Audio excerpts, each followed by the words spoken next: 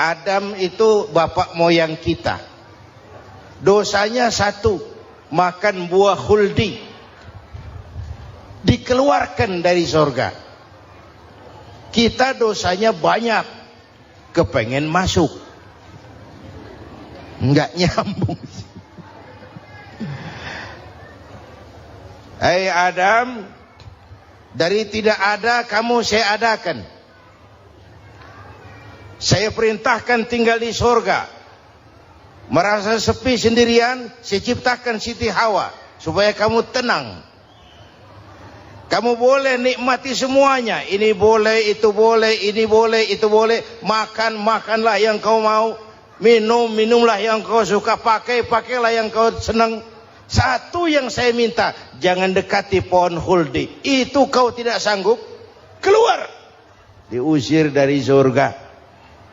Sujud Nabi Adam, kata riwayat 40 tahun sujud, membaca Rabbana zalamna anfusana wa illam taghfir lana wa tarhamna lanakunanna minal. Itu namanya istighfarnya Nabi Adam. Istighfar itu kan mengucapkan astagfirullah, basmalah, membaca bismillah. Jangan kayak teman saya disuruh banyak-banyak baca istighfar, benar-benar dia baca istighfar, istighfar, istighfar. Bukan itu maksudnya. Nah, maka salah satu amalan yang sangat dianjurkan di bulan Muharram ini memperbanyak istighfar. Tidak ada orangnya yang tidak. Ayo jujur, ini yang kumpul di sini semua, ada nggak yang nggak punya dosa? Yang merasa nggak punya dosa, ayo ke depan. Ada? Tidak ada. Setiap kita, entah kecil entah besar, sengaja, terlupa, pasti mempunyai yang namanya khilaf dan salah. Dan Allah Tuhan kita bukan Tuhan pendendam. Allah Tuhan kita Tuhan yang ramah dan rahmah. Manusia, dosamu banyak, tapi ampunanku lebih banyak. Salahmu besar, rahmatku jauh lebih besar. Kau sujud di hadapanku, aku bangga melihatnya. Kau menangis di hadapanku, aku senyum melihatmu. Kau berjalan menujuku, aku berlari menyambutmu. Karena itu amalan yang sangat dianjurkan di bulan Muharram ini memperbanyak istighfar. Itu kalau istighfarnya Nabi Adam. Ada istighfarnya Nabi Yunus. Ibu kenal Nabi Yunus? Di mana kenalannya? Sok tahu. Nabi Yunus itu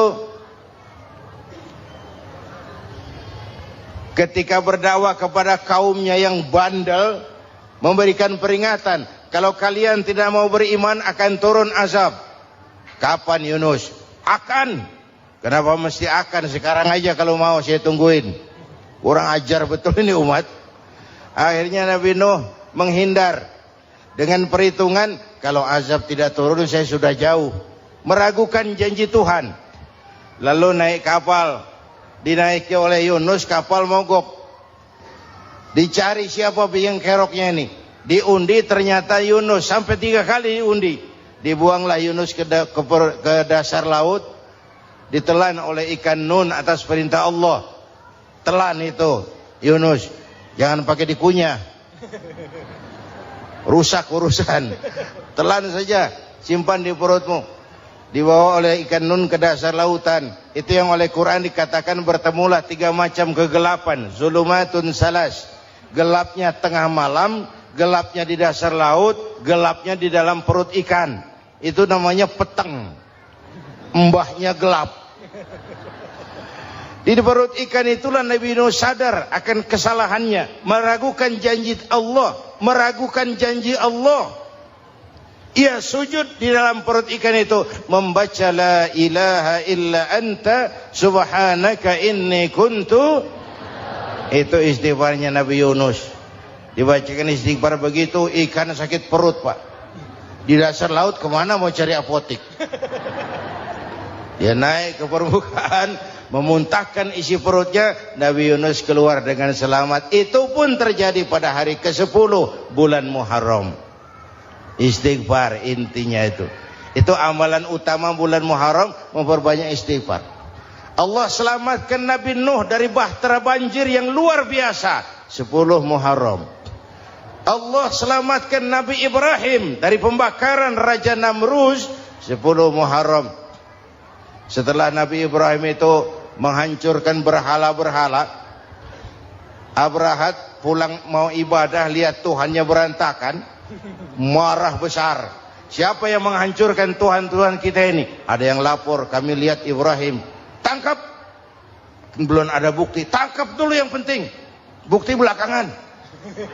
Tangkap. Wah, dikerahkanlah aparat.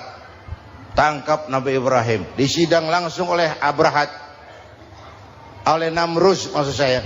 Ibrahim, kau yang menghancurkan berhala-berhala kami ini, Tuhan-Tuhan kami. Siapa bilang? Ada yang lapor. Saya dengar enggak semua berhala itu hancur. Ada yang paling besar, angkat tangan, saya lihat ada kampak di tangannya. Barangkali yang besar itu iseng tuh, yang kecil-kecil dikampakin. Tanya aja sama dia, kamu gila? Kenapa? Masa kami disuruh nanya berhala? Nggak bisa jawab. Nggak bisa jawab. Lah kenapa disembah? Lebih gila mana? Tahu nggak bisa jawab kenapa disembah? Kurang ajar kamu Ibrahim. Bakar, dibakar. Ketika Ibrahim dilempar ke kobaran api yang menggunung, Allah perintah api, ya naru kuni bardan wa salaman ala Ibrahim. Hai api, dinginlah sampean. Api Madura waktu itu, Pak. Hai api, dinginlah sampean, selamatkan Ibrahim. Api tunduk kepada perintah Allah. Ibrahim masuk ke kobaran api, selembar rambut pun tidak terbakar. Kenapa? Apinya tunduk kepada perintah Allah. Kenapa? Karena Ibrahim orang yang takut kepada Allah. Api tunduk kepada perintah Allah. Kalau kita baca ayat itu, masuk ke api, mateng. Sudah hadirin yang saya muliakan, oleh karena itu selamatnya Ibrahim dari pembakaran Raja Namruz itu pun pada 10 Muharram, Yaumul Asyura, hari ke-10 dari bulan Muharram. Imedia. Bapak Ibu hadirin hadirat yang saya cintai, sebagian kecil tentang Nabi Adam, Nabi Ibrahim dan Nabi Yunus, tapi saya belum menceritakan tentang Nabi Nuh tadi. Mengulang kaji. Nabi Nuh salah seorang rasul yang masuk ulul azmi, 5 besar. Karena memang perjuangannya menggambarkan satu usaha yang ulet dan luar biasa. Beliau diberi umur 950 tahun. Lalu berdakwah selama 900 tahun. Sore, pagi, siang, malam. Dapat pengikut tidak lebih 80 orang. Rata-rata 10 tahun satu. Kalau saya minta berhenti aja jadi nabi, Pak. Ustadz mana masih mau buka pesantren? 10 tahun buka pesantren, yang nyantri cuma 1. Pedagang mana yang masih mau dagang? 10 tahun dagang, yang beli 1. Pimpinan partai mana yang masih mau kampanye? 10 tahun buka partai, yang nyoblos 1. Bangkrut. Umatnya bandel, kurang ajar, durjana, bajingan, tengik. Umatnya Nabi Nuh ini kalau diceramahi, telinganya ditutup dengan tangannya. Nabi Nuh akhirnya rekes. Tuhan, siang malam saya berdakwah kepada umat ini. Tiap kali saya sampaikan dakwahmu, mereka tutup telinganya dengan tangannya. Alergi dengar ceramah. Apa itu ceramah? Non-profit. Saudara-saudara, jadi mau kamu gimana, Nuh? Sudah Tuhan, habiskan saja orang kafir. Nanti kalau punya anak, anaknya pun kafir lagi. Lebih baik bapak moyangnya sikat habis. Biasanya kalau bapak kalong, anak kampret. Bapak nyolong, anak nyopet. Fotokopi gimana aslinya? Habiskan saja.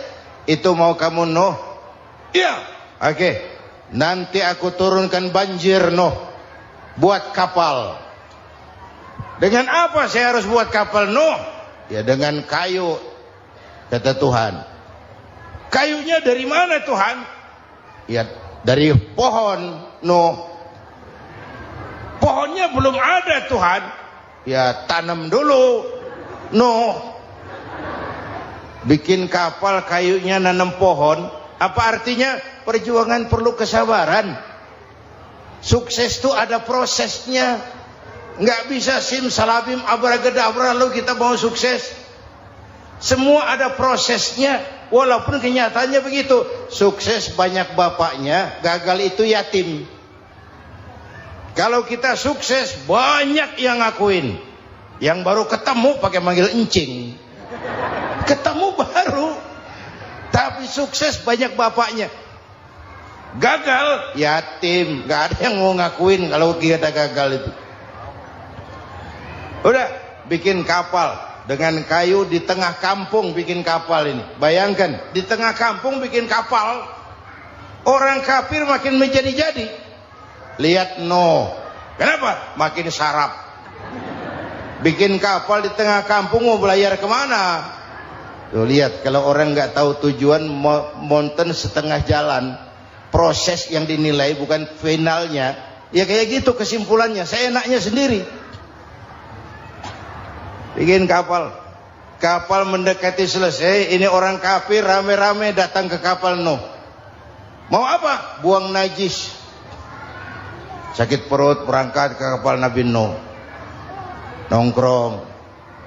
Dapat 2-3 tumpuk pulang. Penuh lantai kapal dengan najis manusia. Inilah perjuangan. Bukan jalan raya lurus bertabur bunga di kanan kirinya. Banyak ondak dan duri, fitnah, caci maki, antipat, segala macam. Nuh. Ada orang tua dasar kafir, kurang ajar, sudah stroke berangkat juga ke kapal Nuh. Mau buang najis, pincang-pincang digotong orang. Selesai buang najis dia bangun mau pulang, pegangan tiang kapal terpeleset jatuh di atas tumpukan najis.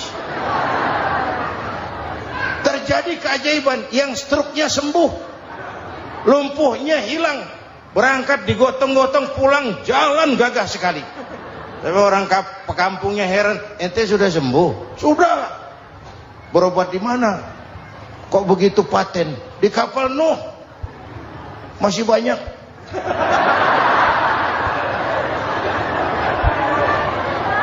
Yang berasa perlu obat bawa rantang. Ambil bersih lagi geladak kapal itu. Sudah selesai Nuh? Selesai. Oke, kau orang yang beriman bersamamu, binatang serba sepasang, naik Nabi Nuh, naik orang beriman, naik binatang serba sepasang. Ini cikal bakal penyelamatan manusia, Pak. Naiklah orang beriman, sudah naik semua, Nabi Nuh kontrol. Ini contoh buat kita, kontrol. Sudah naik semua teman-teman, sudah. Pemimpin yang baik bukan cuma terima laporan di belakang meja. Laporan itu yang mana juga bagus. Sama juga kampanye. Kampanye yang mana juga merdu. Kalau saya. Kalau aja yang dihitung. Pernah ada calon bupati kampanye janji. Kalau saya berhasil kita akan banyak bangun jembatan di daerah kita. Rakyat tanya, Pak, nggak ada sungai di kampung kita, Pak. Dia bilang sungainya kita bangun sekalian. Udah kadung janji. Mana pula orang mau bangun sungai ini. Saudara-saudara, kontrol. Jangan cuma tunggu laporan di belakang meja. Semua laporan bagus. Ya Bu? Bu?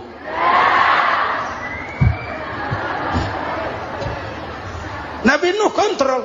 Sudah naik semua? Sudah Nuh. Pulan bin Pulan naik Nuh. Paimin bintu Kijo. Naik, kami lihat naik. Ada orang Jawa juga Kiai? Ada. Sudah kontrol, Kan'an anak saya ikut nggak naik kapal? Kami tidak lihat itu no. Kan'an. Ini potret. Bapaknya aktif ke masjid, ibunya rajin ke majelis taklim, anaknya keleleran kemana-mana. Bukan di sini, di Prancis. Udah di sini insya Allah sama.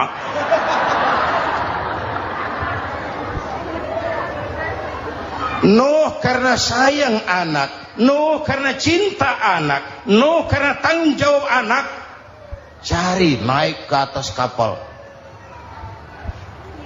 Lihat Kan'an anak saya, nggak lihat Nuh. Turun ke ruang bawah, periksa lagi. Mang, ayah Kan'an di dia. Jamaah Tasik ini rupanya di dalam. Tuh ayah mang. Ayah kemana ya budak ini? Turun ke bawah, tanya lagi. Ono Kan'an to? Ora nano raketo. Rombongan Jawa Tengah. Naik ke atas buritan. Dari buritan kelihatan ternyata Kan'an tidak ikut naik kapal, kumpul di darat bersama orang kafir. Ini potret kita sekarang.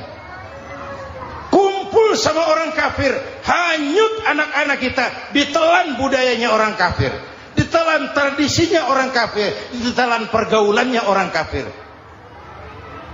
Nuh karena sayang anak dari atas manggil. Dalam Quran dijelaskan itu. Karena Nabi Nuh di atas, Kan'an di bawah, teriak. Ya bunayyar kam ma'ana. Begitu dalam Quran ayatnya. Cuma ini pakai gaya memanggil supaya kelihatan kegambar. Kira-kira Nuh manggilnya begitu. Ini namanya gaya dakwah, Pak. Kalau ceritanya datar nggak menarik. Maka Nuh memanggil Kan'an, ya bunayyar kam ma'ana. Kata yang dengar, ini gaya orang manggil. Ya bunayyar kam ma'ana.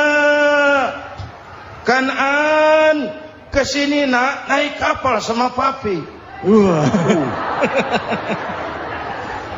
Kata Kan'an di bawah itu, enggak mau papi, John di sini saja. Kata Nuh, jangan nak, Allah sedang murka, akan turun banjir. Kalau datang banjir papi, sa'awi ila jabalin ya'simuni minal ma', saya akan naik ke gunung tinggi yang bisa menyelamatkan saya dari banjir. Kan'an naik ke gunung, gunung dihantam banjir, Kan'an mati sampai sekarang. Yang kelima, Nabi Musa, kisah Muharramnya ini.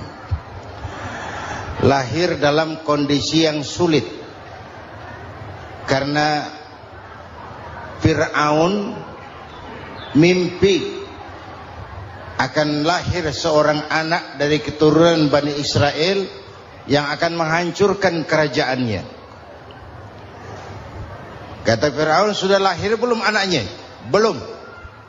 Kalau gitu mulai malam ini laki-laki dilarang bergaul sama istrinya. Semua perempuan hamil di bawah pengawasan negara. Mulai hari ini kalau lahir anak laki-laki terutama Bani Israel, penggal. Satpol PP disiapkan. Udah ada kayaknya. Ada. Patroli.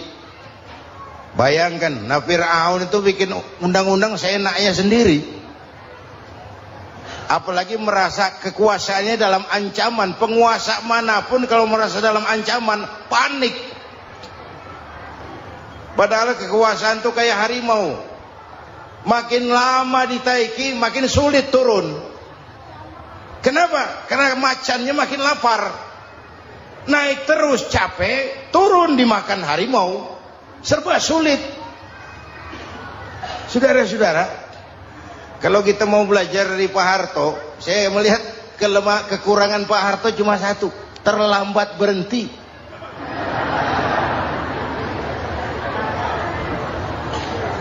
sambat berhenti. Di sekelilinginya banyak tukang jilat, tukang semir. Pak, kalau tidak ada bapak kami bagaimana, Pak?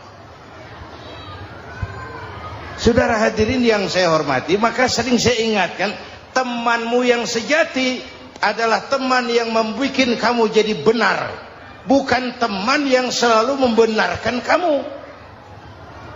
Berapa banyak pejabat-pejabat hancur karena selalu dibenarkan oleh lingkungannya. Bapak benar, Pak. Bapak bijaksana, Pak. Itu tepat, Pak. Benar. Buang angin pun kata kelilingnya, oh Bapak sehat. Temanmu yang sejati, teman yang bikin kamu jadi benar, bukan teman yang selalu membenarkan kamu. Bapak Ibu hadirin yang saya hormati, tapi kehendak Allah terjadi. Lahirlah Musa. Bayinya dihanyutkan di sungai Nil. Bayi sudah menderita, dihanyutkan di sungai Nil. Dan akhirnya besar di lingkungan istana Fir'aun. Diriwayat oleh Ratu Aisyah, perempuan Fir'aun. Setelah mulai berjuang, terjadilah itu. Musa dan pengikutnya dikejar oleh Fir'aun. Sampai di tepi laut, Allah wahyukan Musa, lempar tongkatmu ke laut. Dalam kondisi darurat, mukjizat tiada jalan. Kondisi darurat. Kalau tidak, mukjizat itu maunya Allah, bukan maunya Nabi. Nabi nggak kuasa.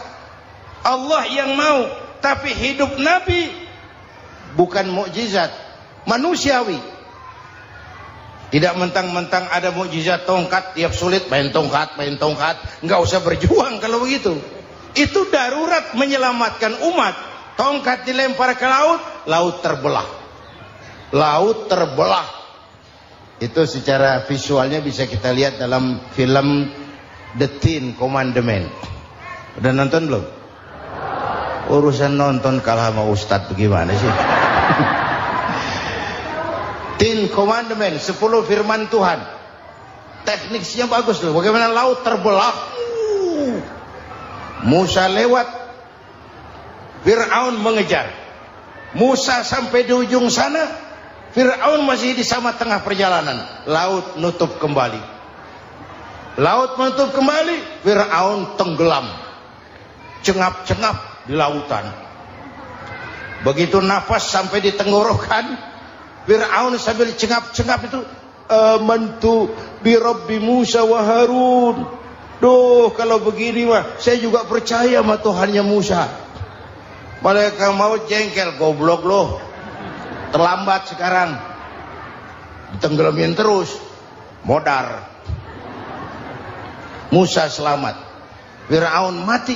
Jenazahnya, jasadnya terdampar di pinggir laut. Beberapa waktu kemudian ditemukan orang, dimumi, dibalsem, diawetkan. Itu sesuai janji Quran. Wa kadzalika nunajjika bi badanika litakuna liman khalfaka ayah. Kami selamatkan badan kamu agar jadi pelajaran bagi orang-orang sesudah kamu nanti. Janji Quran tepat. Janji itu 14 abad yang lalu. Jasad Fir'aun ditemukan, dimumi, diawetkan, dibalsem di bawah nama Farao Ramses II. Sekarang tersimpan di Museum Negara di Mesir. Kapan-kapan nanti ibu main ke Mesir, mampir. Naik ojek paling berapa itu? Oh, orangnya tinggi, hidungnya mancung, pokoknya pantaslah jadi Fir'aun.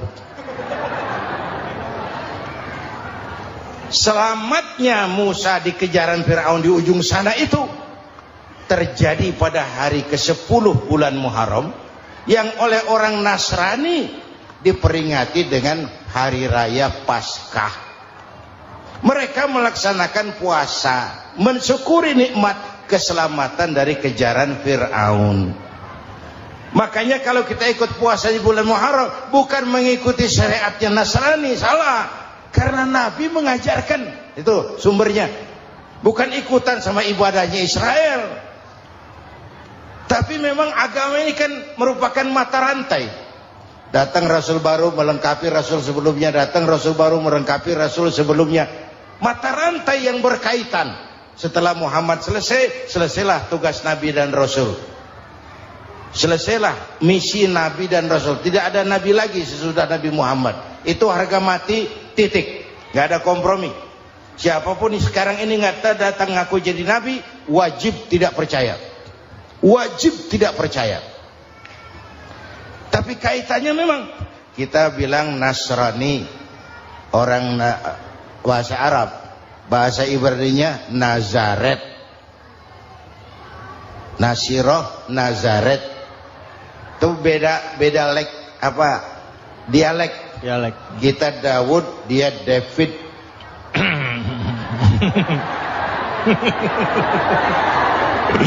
Ibrani. Kita Ali, dia Alek. Kita Sulaiman, dia Solomon. Kita Camat, dia Comot. ini yang ngomong ini comot sembarang. Imedia. Bapak dan Ibu jamaah yang saya cintai, pertanyaan pertama, hijrah qalbiyah. Ada hijrah badaniyah, hijrah fisik yang dilakukan Nabi dan sahabat dari Mekah ke Madinah. Itu hijrah badaniyah. Ada hijrah qalbiyah, hijrah hati. Dan ini yang kita perlukan sekarang. Karena refleksinya akan membias kepada alur kehidupan. Kalau hati kita mau berhijrah, fisik akan ngikuti. Hijrah dari tempat, dari malas ibadah menjadi rajin ibadah.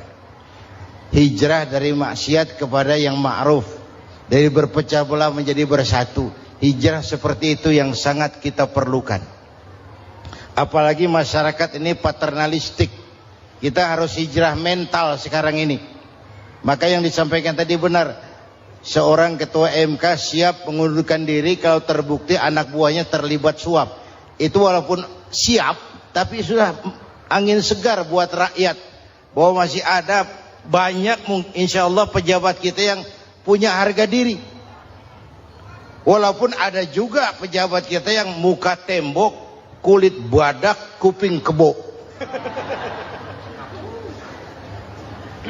Muka tembok, kulit badak, kuping kebo. Biasanya kalau kereta api tabrakan di negara-negara maju, Menteri Perhubungannya mundur. Di kita petugas palang pintu dipecat. Jauh sekali menteri sama petugas palang pintu.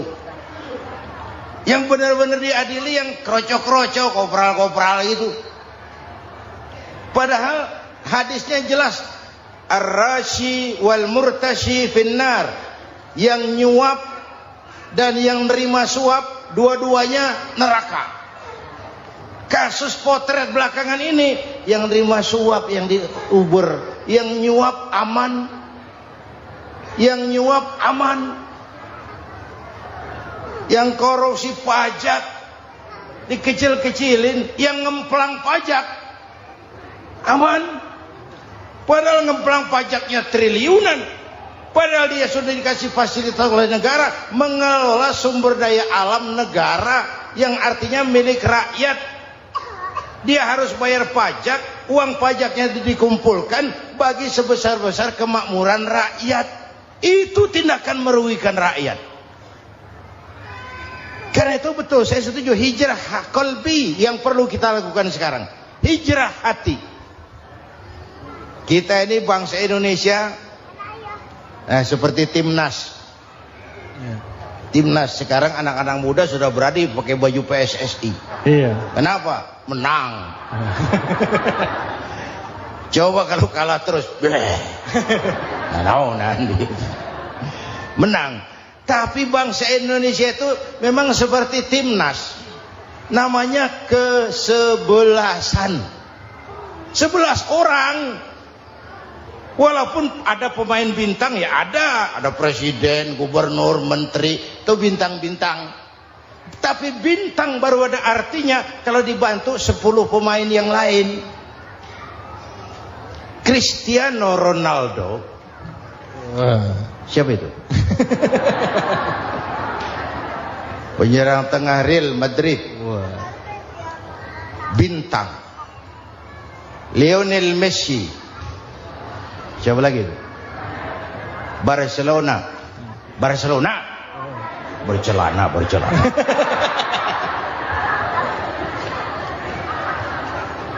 Michael Rooney, bintang Manchester United. Ronaldo baru bintang, Messi baru bintang kalau ada 10 pemain yang lain. Bagaimanapun hebatnya Cristiano Ronaldo, kalau sendirian lawan satu kesebelasan, babak belur.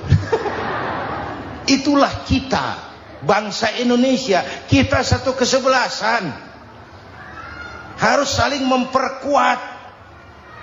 Ada bangsa kita ini yang jadi jaksa, ada yang jadi hakim, ada yang jadi polisi. Itu posisi penyerang tengah, kiri luar, kanan dalam, back, striker, kiper, posisi. Tapi sadar, kita satu kesebelasan, Bung.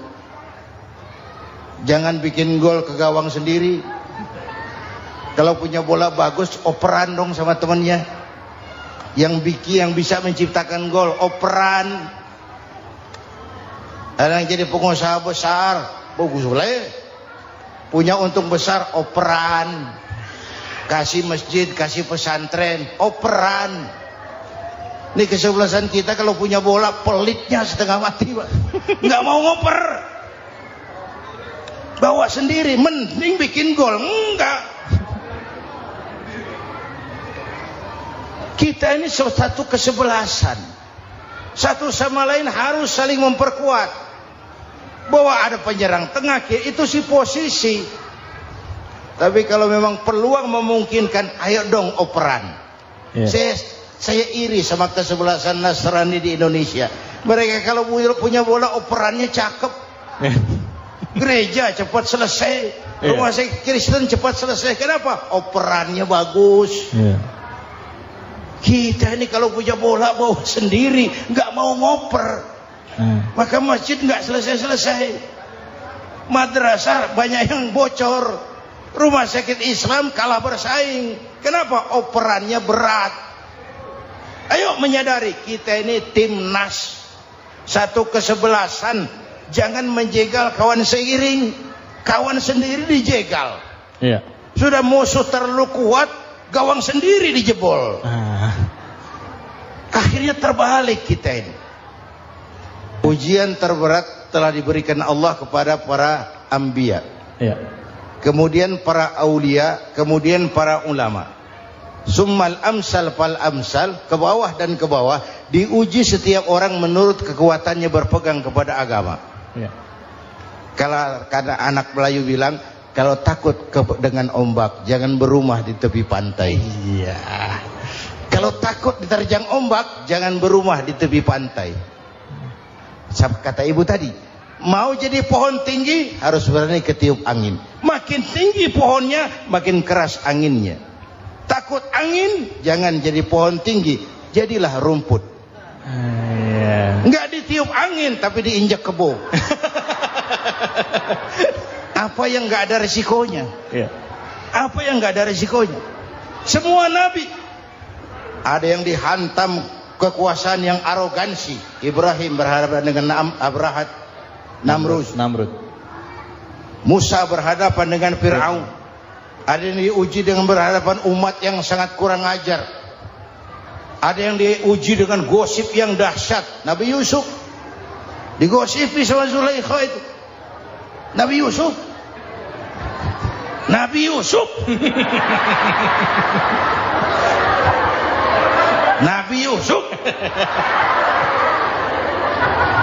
Yang namanya gosip itu kan menyebarkan keburukan orang.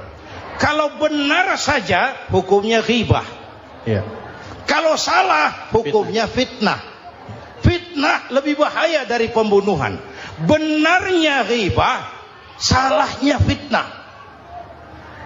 Saudara hadirin yang saya hormati, jadi resiko itu biasa.